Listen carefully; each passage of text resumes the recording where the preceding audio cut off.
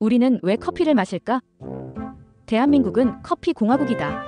조사에 따르면 한국인은 1년에 약 405잔의 커피를 마시는데 이는 세계 평균인 105잔의 3배에 달하는 수치이며 1위인 프랑스 551잔에 이어 세계 2위에 해당한다고 한다.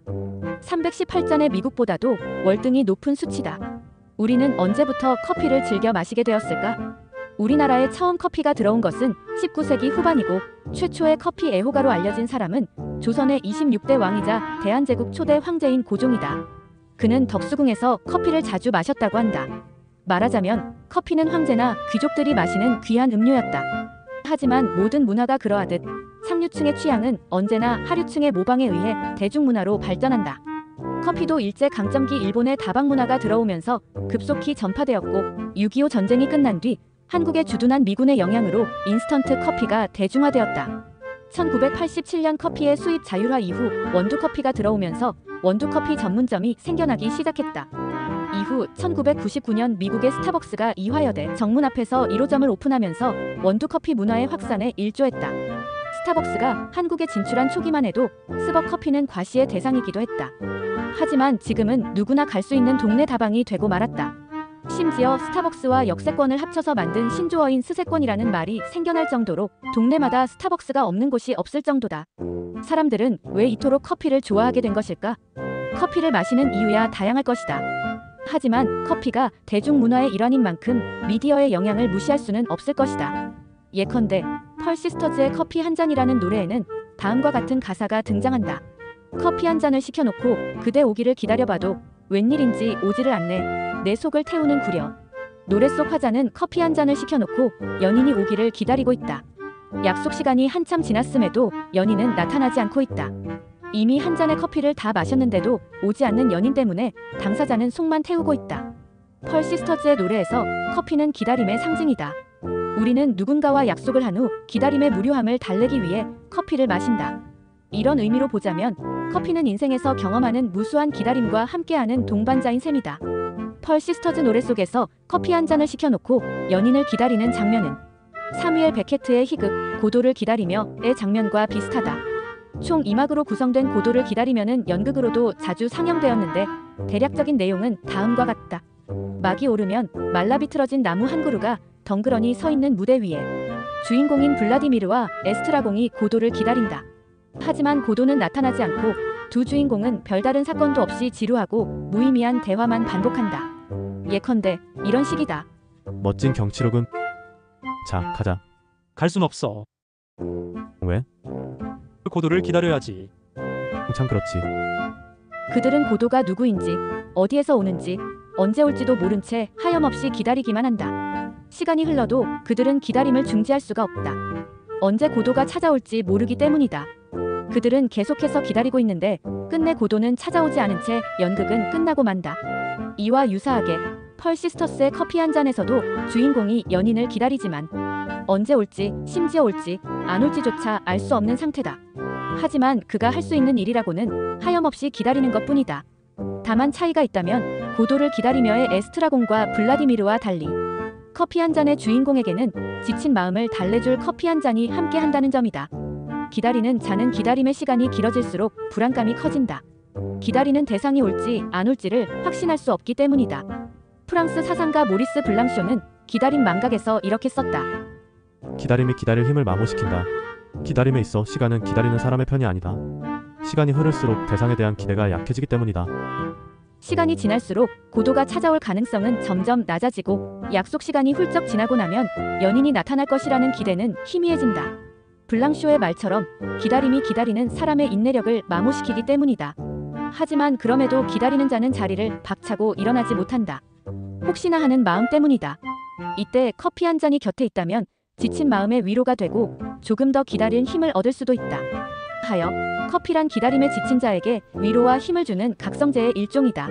사람들은 왜 수많은 기호식품 중에서 유독 쓰디쓴 커피를 마시는 것일까?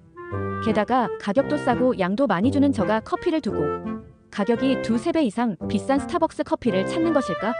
가격 차이를 상쇄할 만큼 커피의 맛과 향이 좋아서일까?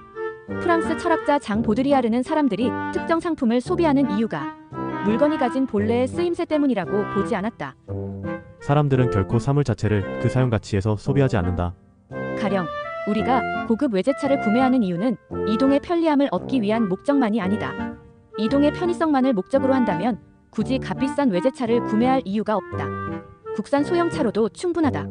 하나에 수백만 원을 호가하는 명품 핸드백을 소비하는 이유도 그 가방의 재질이나 기능이 우수해서가 아니다. 사용성이나 기능적인 면은 10만 원짜리 핸드백과 1000만 원짜리 핸드백 사이에도 큰 차이가 없다. 보드리아르는 사람들이 소비를 하는 목적에 대해 이렇게 주장했다.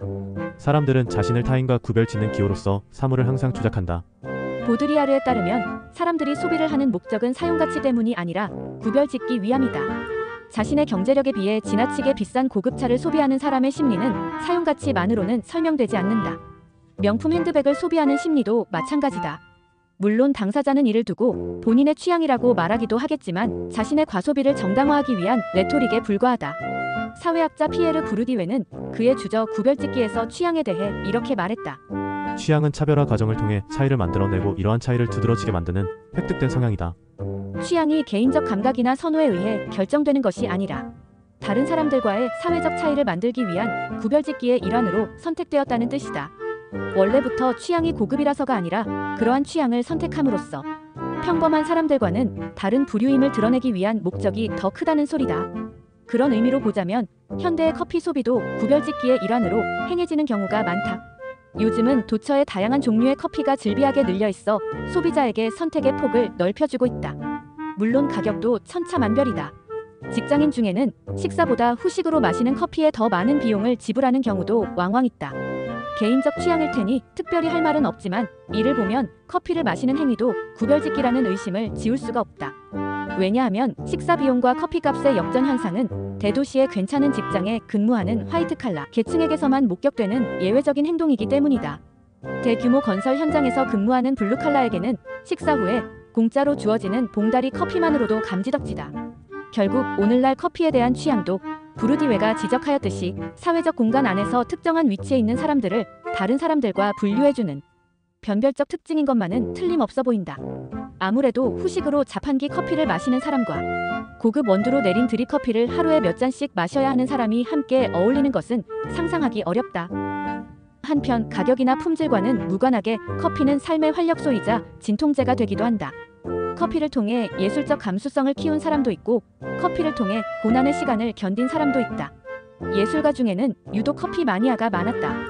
가령 독일 음악의 산비라 불리는 바흐, 베토벤, 브람스는 모두 커피 애호가였고 가곡의 왕으로 알려진 프란츠 슈베르트도 커피를 입에 달고 살았으며 독일의 데무노 괴테도 하루에 커피를 2~30잔씩 마셨고 프랑스 계몽 사상가인 볼테르는 주치의가 죽을 수도 있다고 경고를 했음에도 하루에 4~50잔씩 마셨다고 한다. 이들은 다량의 커피 섭취가 건강에 해롭다는 지적에도 아랑곳하지 않고 커피 마시기를 멈추지 않았다. 결과적으로 커피 과다 섭취에 대한 의사의 경고는 무색해졌다.